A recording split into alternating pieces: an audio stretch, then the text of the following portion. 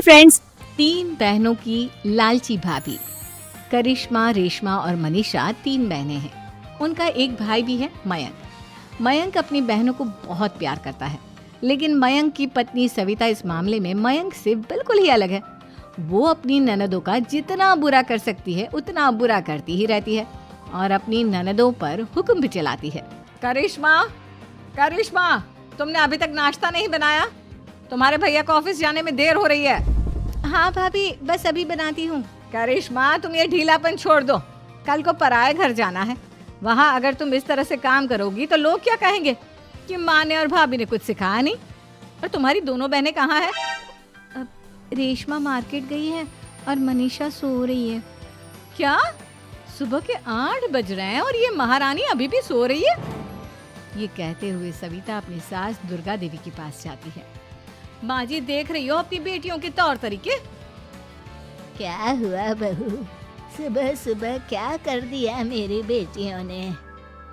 अरे एक तो अभी अभी उठकर किचन में गई है, दूसरी सुबह सुबह बाहर चली गई और तीसरी अभी तक सो रही है। क्या करूं मैं इन तीनों का, मैं तो परेशान हो गई हूँ। जा जाकर उठा उसे और रेशमा से मैं बात करती हूँ। सविता सीधा मनीषा के कमरे में जाती है और उससे कहती है, महारानी जल्दी उठो, सूरज सर पर आ गया है। भाभी थोड़ी देर और सोने दो ना, मैं रात को लेट सोई थी। वो क्या ना, यूनिट टेस्ट चल रहे हैं। शराफत से उठती है या नहीं, या फिर पानी की भरी बाल्टी डालूं तेरे ऊपर? नहीं भाभी, मुझे बिस्तर में नहीं नहाना, उठती हूँ मैं। मनीषा जल्दी से उठकर बाथरूम में चली जाती है। सभी आराम से बैठकर नाश्ता कर रहे होते कि तभी रेशमा बाजार से हाथ में सामान लिए आ जाती है। रेशमा को देखते ही सविता उस पर बरस पड़ती है। लो, आ गई महारानी। ऐसा भी क्या सामान लाना था जो सुबह आंख मलते ही बाजार की तरफ रवाना हो गई? भाभी, कल आप ही तो चीख रही थी कि घर का सारा सामान मुझे ही लाना पड़ता है, घर में किसी को भी किसी काम से कोई लेना देना नहीं है। अब मैं बाजार जाकर सामान ले आई तो आपको इस बात से भी तकलीफ हो रही है? देख रही हो माँ जी, अपनी बेटी की जुबान कैंची से भी तेज चलती है। और मयंक, आप तो कुछ कहेंगे नहीं अपनी लाडली बहन को। रेशमा, अपनी भाभी से ऐसे बात नहीं करते। चलो माफी मांगो। भैया, मैं क्यों माफी मांगू? आप भाभी से बोलिए ना कि हम पर कम हुक्म चलाया करे। हम इस घर की बेटियां हैं और आपकी पत्नी की ननद है, नौकरानी नहीं। लो कर लो बात। इनकी भलाई के लिए कुछ भी बोलो तो इन्हें बुरा लग जाता है। इस घर में यही इज्जत है मेरी। देख लो माँ जी, आपकी बेटी किस लहजे में मुझसे बात कर रही है। सविता वहाँ से चली जाती है। मयंक को बहुत गुस्सा आता है, वो भी वहाँ से चला जाता है। फिर करिश्मा रेशमा को समझाती है, रेशमा, तुम्हें भाभी से माफी मांग लेनी चाहिए थी ना। लेकिन दीदी, मैंने कुछ किया ही नहीं, तो मैं माफी क्यों मांगू? हाँ करिश्मा दीदी, रेशमा दीदी जैसे ही घर में आई भाभी ही उन पर चिल्ला रही थी। हाँ, मैं मानती हूँ कि गलती भाभी की थी। मैं तो इसलिए बोल रही हूँ कि भाभी ने माँ को तो पूरी तरह अपने वश में कर लिया है। वो हमारी बात सुनती ही नहीं। मयंक भैया हमारे लिए हमेशा खड़े रहते हैं, इसलिए उनकी बात का मान तो तुम्हें रखना चाहिए था ना। कोई फायदा नहीं दीदी, कुछ दिनों की बात और है, भाभी उन्हें भी हमारे खिलाफ भड़का देंगी। फिर वो भी माँ की तरह हमारी किसी बात का विश्वास नहीं करेंगे। इसी तरह सविता अपनी तीनों ननदों को किसी न किसी बात पर परेशान करती रहती थी। एक दिन मयंक अपनी तीनों बहनों के लिए गिफ्ट लाया। करिश्मा, ये तुम्हारे लिए हार का सेट। रेशमा, तुम्हारे लिए सुंदर सी ड्रेस। और मनीषा, तुम्हें किताबें पसंद है ना, तुम्हारे लिए किताबें लाया हूँ। थैंक यू भैया। थैंक यू भैया। थैंक यू भैया। करिश्मा, तुम्हारा नेकलेस कितना सुंदर है। ये भैया कहाँ से ले आए होंगे? मैंने भैया को 3 दिन पहले फोन पर ये डिजाइन दिखाया था और आज भैया ये ले आए। सविता तो अपनी ननदों के गिफ्ट्स देखकर जल गई और करिश्मा का नेकलेस तो उसे भी बहुत पसंद आया था। अपनी बहनों के लिए कितना अच्छा नेकलेस लेकर आए हैं, मुझे कभी कोई गिफ्ट नहीं दिया। मैं आज ही ये हार चुरा लूंगी। रात में सविता करिश्मा का हार चुरा लेती है और इसी तरह उसे अपनी ननदों की जो भी चीज़ अच्छी लगती वो उसे मांगती नहीं, बल्कि रात के अंधेरे में चुरा लेती। इसी तरह दिन बीतते गए और सविता ने मयंक के दिल में भी उसकी बहनों के लिए नफरत पैदा कर दी। एक दिन मयंक ने करिश्मा और रेशमा के लिए रिश्ता देखा और ये बात उसने घर में सबको बताई। माँ, करिश्मा और रेशमा के लिए बहुत अच्छा रिश्ता आया है। वो लोग कल इन्हें देखने आ रहे हैं। आप और सविता मिलकर सारी तैयारी कर लेना। ये सुनकर करिश्मा और रेशमा खुश हो जाती हैं, लेकिन सविता सोचती है, अगर इन दोनों बहनों की शादी हो गई तो घर और बाहर का काम कौन करेगा? मनीषा तो एक नंबर की कामचोर है, उससे तो किसी बात की उम्मीद लगाना ही बेकार है। मुझे इस शादी को रोकना होगा। अगले दिन सभी लड़के वालों के स्वागत की तैयारी करने में लगे होते हैं।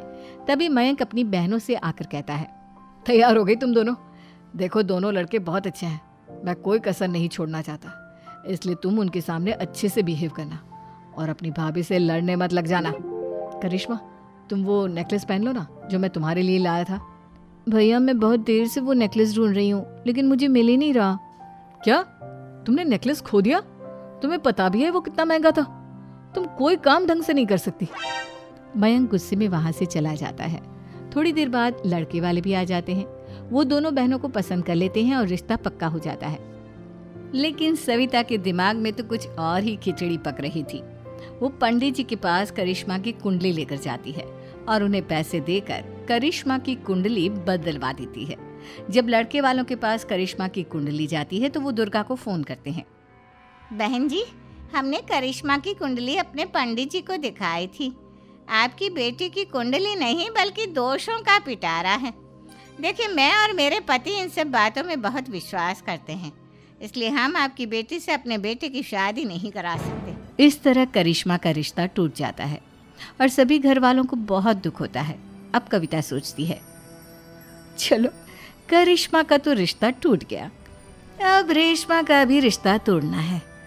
क्या करूं? अब सविता आवाज बदलकर किसी अननोन नंबर से रेशमा के होने वाले ससुराल में फोन करती है।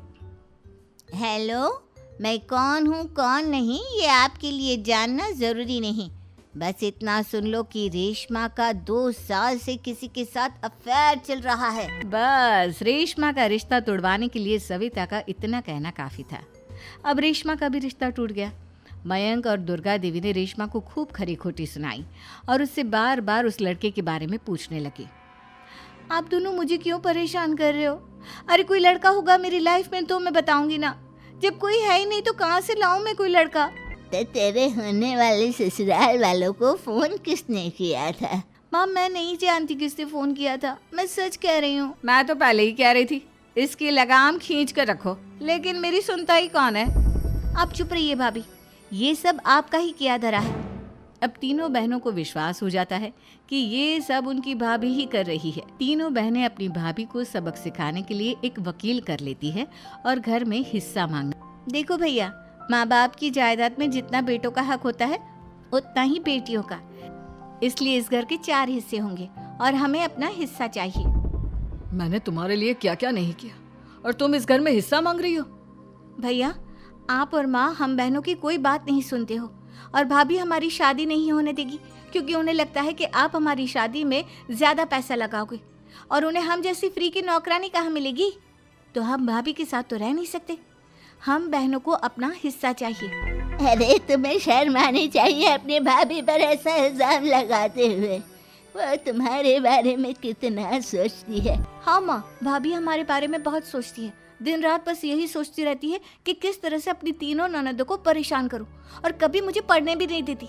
दोनों बहनों का रिश्ता भी तो इन्होंने ही तोड़वाया है और रात में हमारे कमरे में आकर हमारी चीजें भी चुराती हैं। इसी तरह सविता की तीनों ननदें अपनी बात पर अड़ी रही। अब कोर्ट में तारीख भी शुरू हो गई। जब सविता को लगा कि उसकी तीनों ननद इतनी आसानी से नहीं मानने वाली, तो उसने अपने पति और सास को सारी सच्चाई बता दी और अपनी तीनों ननद से माफी मांगी। मयंक और दुर्गा को भी अपनी गलती का एहसास हो गया। अब सविता खुद करिश्मा और रेशमा के लिए अच्छा रिश्ता ढूंढती है और उनकी शादी करवा। हे फ्रेंड्स, वीडियो पसंद आई हो तो लाइक बटन दबाओ और सब्सक्राइब करके बेल आइकन भी प्रेस करो।